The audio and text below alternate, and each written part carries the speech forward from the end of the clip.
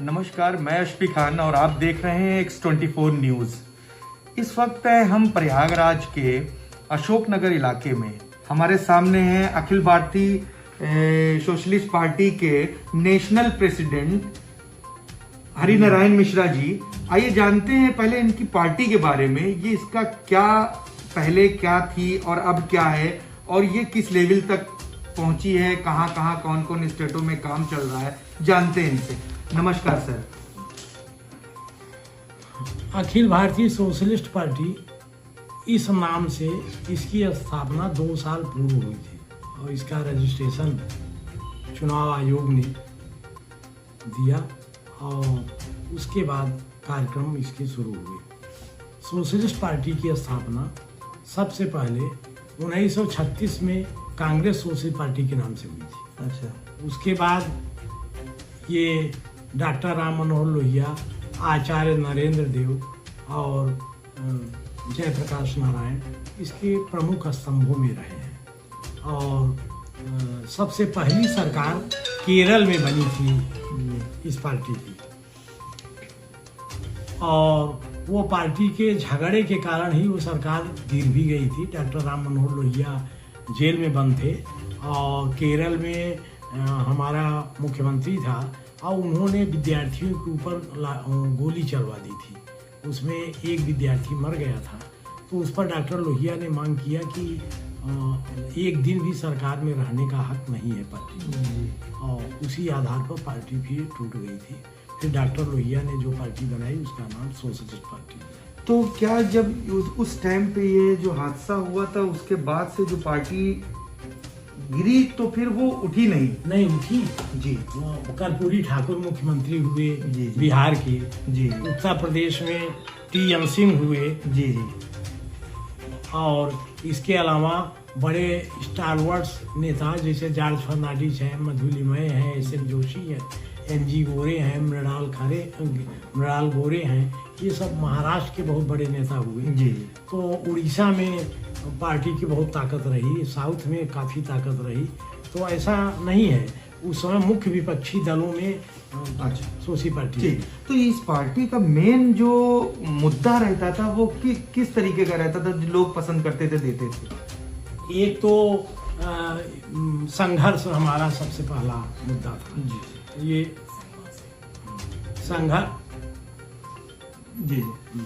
संघर्ष में जी socialist party ही जनता के जन संघर्ष में आगे रहती थी जी। और हम ही लोगों का ये नारा था, सोशलिस्टों ने बांधी गांठ, पिछड़े पाँव 100 में 60। और उसके बाद मंडल कमीशन वगैरह की बात आई थी। 1900 गैर कांग्रेसवाद 1967 में डॉक्टर राम मनोहर लोहिया ने इसका नारा दिया जी। और 9 प्रांतों में संवित सरकारें बनी और कांग्रेस की सरकार गिर गई। ठीक है। तो अभी मैंने कुछ दिन पहले मैं सिविल लाइंस रोड क्रॉस कर रहा था, तो मैंने एक गाड़ी में देखा जिसमें आप हमको मिले, तो उसमें लिखा था अखिल भारतीय सोशलिस्ट पार्टी और उसमें आप बैठे हुए थे। तो मैंने जानना चाहता हूँ कि क्या अभी ये 2020 में जो आपकी पार्टी क्या कोई काम कर रही है कि आने वाले 2022 में इलेक्शन लड़ने का कुछ प्लान है? हाँ, 2022 की तैयारी के लिए ही हम लोग काम कर रहे हैं जी। इस समय उत्तर प्रदेश में जी 2022 के चुनाव के लिए जितनी भी मेहनत की जा सकती है वो किया जा रहा है जी। अभी विभिन्न जिलों में हम लोगों की कमेटियां बन रही हैं जी जी। और जैसे झांसी है, झांसी में 4 सीट पर हम लोग चुनाव लड़ने जा रहे हैं। जी। इसी तरह बुंदेलखंड में और ये 10 जिले जो बुंदेलखंड से मिले हुए हैं, इनमें भी हमारा काम बहुत अच्छा है। तो क्या हिंदुस्तान में पूरे हिंदुस्तान में आपकी पार्टियों का लड़ने का प्लान है कि 2022? 10 प्रांतों में। 10 प्रांतों में से कौन कौन से प्रांत? महाराष्ट्र जी। मुंबई जी जी। तमिलनाडु जी पश्चिम बंगाल जी। बिहार जी। उत्तर प्रदेश छत्तीसगढ़ झारखंड, ये मुख्य रूप से हमने टारगेट रखा। तो ये आप जो लड़ रहे हैं इसमें मैनिफेस्टो क्या रहेगा? आप अपने किस मैनिफेस्टो से लड़ेंगे? हम लोग सामान्य वर्ग की बात लेकर के लड़ रहे हैं। डॉक्टर राम मनोहर लोहिया उस समय कहते थे जी जी कि वंचित वर्ग की ही लड़ाई हमको लड़नी है। जी जी। तो वंचित वर्ग इस समय समाज में सामान्य वर्ग है। जी जी। सामान्य वर्ग इसलिए कह रहा हूँ, मैंने लोगों में ये बात कही कि सवर्ण जब आप कहते हैं तो टारगेट होता है, बिल्कुल, उसमें बहुत सीमित लोग आते हैं। जी जी बिल्कुल। सामान्य वर्ग कहने में इसमें मुसलमान भी है और सिख भी है, ईसाई भी है, जैन भी है, बौद्ध भी है। इसका एक दायरा बहुत बढ़ जाता है जी। और इसको सर्व समाज की बात इसमें होने लगती है, जिनकी तादाद काफी ज्यादा है और मेरे ख्याल से 80% जो है सामान्य वर्ग ही है।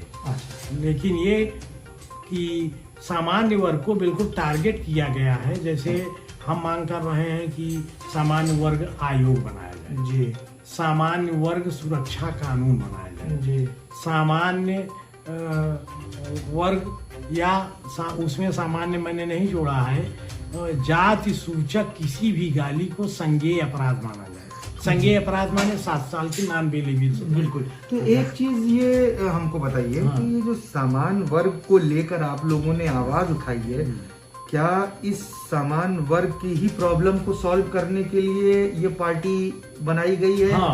या फिर निचले वर्ग के लिए भी काम करेगी, अनुसूचित जनजाति के लिए भी काम करेगी, कि ना कि सिर्फ समान वर्ग के लिए? अभी तो जैसे पहले हम लोग पिछड़ों की बात करते थे जी, तो केवल उन्हीं के लिए थोड़ी काम करते थे जी, सबके लिए काम करते थे। बिल्कुल। तो ऐसे ही सामान्य वर्ग की इस समय लड़ाई लड़ेंगे, जब हमारे हाथ में ताकत आएगी तो सबके लिए करना है जी। बिल्कुल। बहुत सी पार्टियां हैं अपने अपने मैनिफेस्टो में कहती हैं कि हम शिक्षा पे बहुत काम करेंगे, स्वास्थ्य पे बहुत काम करेंगे, रोजगार पे बहुत काम करेंगे।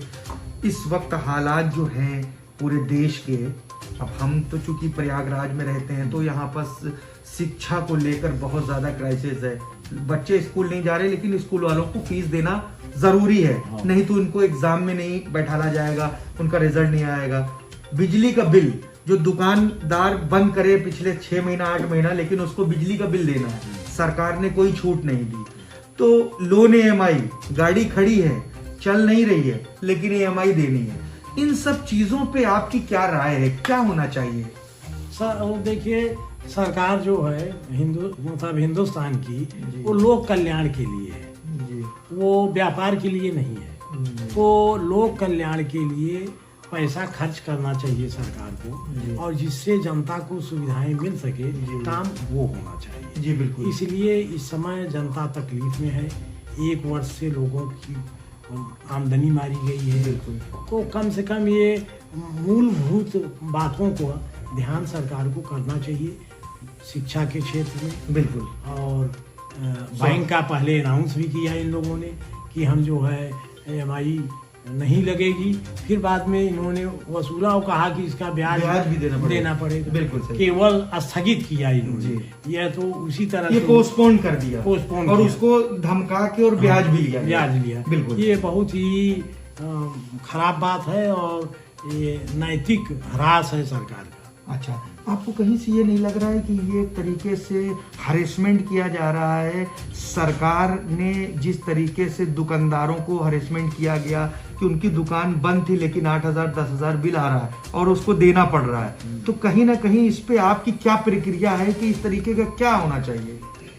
अब इसमें सरकार को एक सब्सिडी देनी चाहिए, और वो कह करके बात मुकर रहे हैं। जैसे आज और चीजों पर आंदोलन हो रहा है, लेकिन हम तो बहुत छोटी पार्टी है, ठीक है, हमारी ताकत नहीं है, लेकिन जिन लोगों की ताकत है उनको इस पर आंदोलन करें, हम लोग भी शामिल। बिल्कुल। एक बहुत बड़ा पूरे देश में इस वक्त किसान आंदोलन चल रहा है, किसानों को लेकर, तो आपकी अपनी क्या प्रतिक्रियाएं हैं इस किसान आंदोलन को लेकर? किसान आंदोलन पर मेरा हम लोगों ने नेशनल कमेटी गूगल मीट पर किया था जी, तो बंद के 2 दिन पहले जी।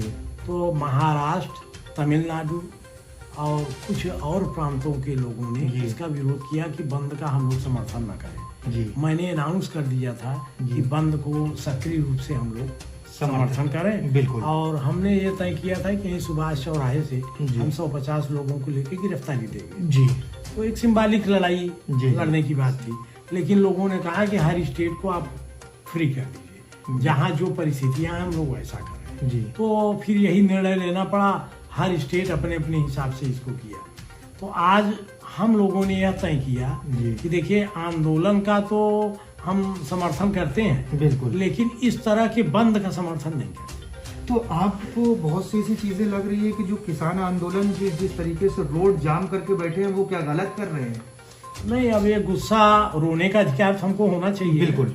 तो हम रोए भी नहीं, क्या चाहते हैं? बिल्कुल सही। ठीक है, आपको नहीं समझ में आता हमारा रोना तो लाठी चला दीजिए, हमको पीट दीजिए, यही करेंगे ना। जी। पहले भी अपोजिशन मार खाता रहा है, जी। किसान या और वर्ग, जी। मजदूर वर्ग जी। लाठी खाता जी, रहा है, बिल्कुल। तो उससे कोई बात थोड़ी है, आंदोलन उससे थोड़ी पीट जाएगी। जी, एक हम प्रेसिडेंट जी आप इससे एक सवाल और पूछेंगे।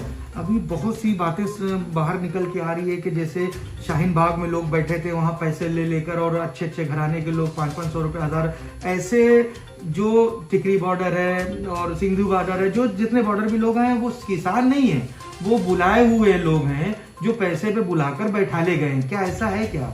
ऐसा हम तो गए नहीं वहाँ, जी। लेकिन हम लोग भी आंदोलन जेपी मूवमेंट में रहे, इमरजेंसी में मैं जेल में रहा हूँ, जी। साल भर जेल गए। हम लोगों के समय भी यही कहते थे कि फासिस्ट हैं।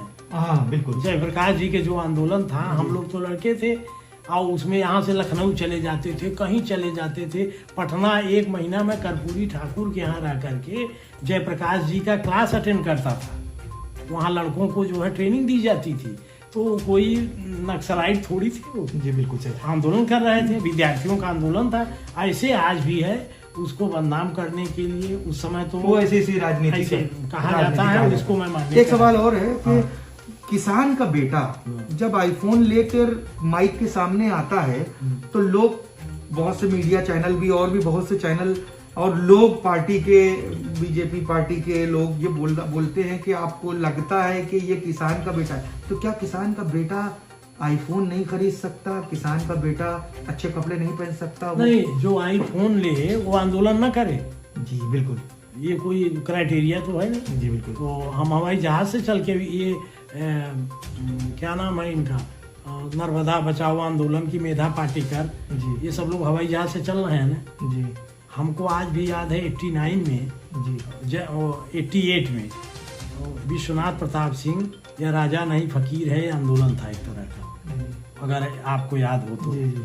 तो एक अखबारों में बड़ी भारी न्यूज छपी, वो नागपुर में खुद लाइन में खड़े थे, खड़े होकर के टिकट ले रहे थे हवाई जहाज का। तो हम लोग भी उनके आंदोलन के साथ थे, लेकिन मेरे मन में एक सवाल आया कि ये हवाई जहाज का टिकट 4000 रुपए का उस समय था किराया। जी। तो ये महीने में इतनी यात्राएं करते हैं, पैसा आता कहाँ से? एक सवाल ये उठेगा ना। अब मुझसे भी लोग कहते हैं कि आपका खर्चा कहाँ से चलता है, तो हमने कहा कभी प्रभुदत्त ब्रह्मचारी से आपने पूछा खर्चा कहाँ से चलता है?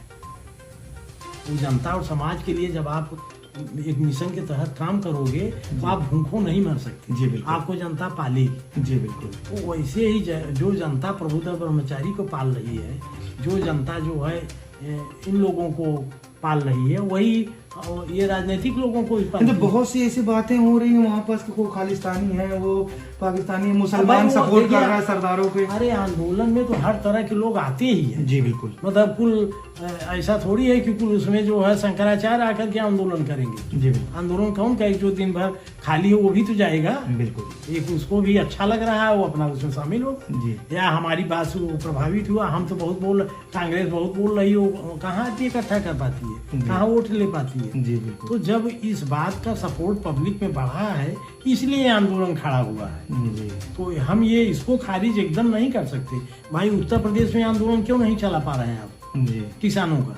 इसलिए कि यहाँ का किसान इस बात से प्रभावित नहीं है। जी। बिहार का किसान प्रभावित नहीं है, जी। हरियाणा और पंजाब का किसान प्रभावित है, तो वो चिल्ला रहा है, जी। वो लाठी खाने को तैयार है। अच्छा, होता यह है कि आंदोलनों में बहुत से लोग मदद करने के लिए खुद ही आगे आ जाते हैं। जी।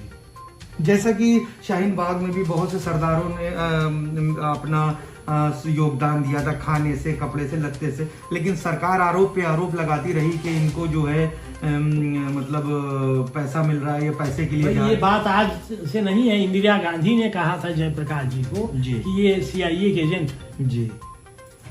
ये तो हर आंदोलन में सब होता है। जी। ये कौन सी नई बात है? जी नहीं, बहुत एक आखिरी सवाल आपसे और पूछेंगे। आपकी पार्टी है 2022 में जिस तरीके से पूरा अभी प्लान बना रही है हाँ। 10 प्रांतों में लड़ने के हाँ। लिए, जैसा कि आपने कहा, तो इस पार्टी का मेन मकसद क्या रहेगा? क्या जर्नल के लिए ही सिर्फ लड़ाई होगी? नहीं नहीं, लड़ाई सबके लिए होगी।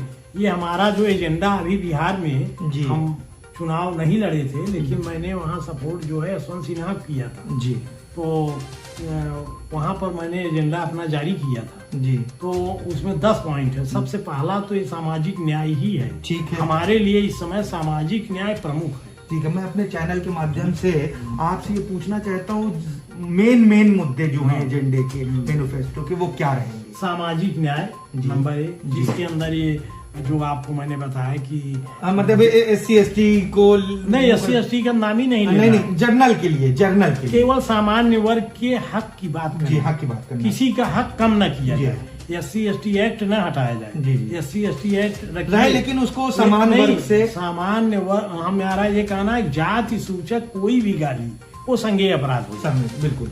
जैसे मियाँ कहाँ जाए, मतलब मियाँ को ही गाली दे दे, क्यों जी। देंगे हम भाई? जी बिल्कुल है ना? जी। या धार्मिक ग्रंथों को अपमान करने का अधिकार आपको किसने? बिल्कुल। दूसरा, ये तो सामाजिक न्याय में जी। है। फिर शिक्षा और रोजगार की गारंटी। ठीक है। शिक्षा सस्ती होनी चाहिए। जी। हमारे नेता भी ये कहते थे, एक तो समान शिक्षा हो। ये जो 5 तरह के बोर्ड हिंदुस्तान में है, ये खत्म किए जाए। एक बोर्ड, एक शिक्षा दी जाए। बिल्कुल। चाहे वो कलेक्टर साहब का बेटा हो, चाहे बिरला साहब का वो हो, एक पेड़ के नीचे ही पड़ेगा। जी बिल्कुल। तो शिक्षा, रोजगार की गारंटी, और ये श्रमिकों को, जो लोग ये बाहर किए जा रहे हैं, तो जो मतलब छटनी में और चीज़ों में, तो इन लोगों की हर राज्य सरकारों ने आज के कई वर्ष पहले कॉलोनीज बनाई थी। जी। इनको किराए पर दे दिया था। अब वो फैक्ट्री बंद हो गई, जी। तो कम से कम वो मकान ही उनको दे दीजिए, जी। और तो कुछ दे नहीं पा रहे हैं। तो इस तरीके का मतलब हर वर्ग के लिए उसमें रखा गया है, जी। और सबके लिए कुछ न कुछ हम लोगों ने रखा है। जी। और त्रिभाषा फार्मूला भी हम लोग, मतलब ये नहीं है कि कोई भी विवादित मुद्दा हम लोग नहीं छूना चाहते। ठीक। किसी, जैसे कि अंग्रेजी हटाओ तो हिंदी लाओ, ये नहीं रहेगा। जी। क्षेत्रीय भाषा लाओ। जी ठीक है, जो भी क्षेत्रीय भाषा। ठीक है, बहुत बहुत धन्यवाद आपका। तो हमारे सामने थे ये अखिल भारतीय सोशलिस्ट पार्टी के नेशनल प्रेसिडेंट हरिनारायण मिश्रा जी, जिन्होंने अपनी बात किसान आंदोलन से लेकर अपनी पार्टी को किन किन स्टेटों में लड़ाने का और सारी चीज़ों पे अपनी राय व्यक्त रखी, और इनका मेन उद्देश्य यही रहेगा कि जो समान वर्ग के लोग हैं उनको, उनके लिए एक न्याय उनके लिए भी बनना चाहिए।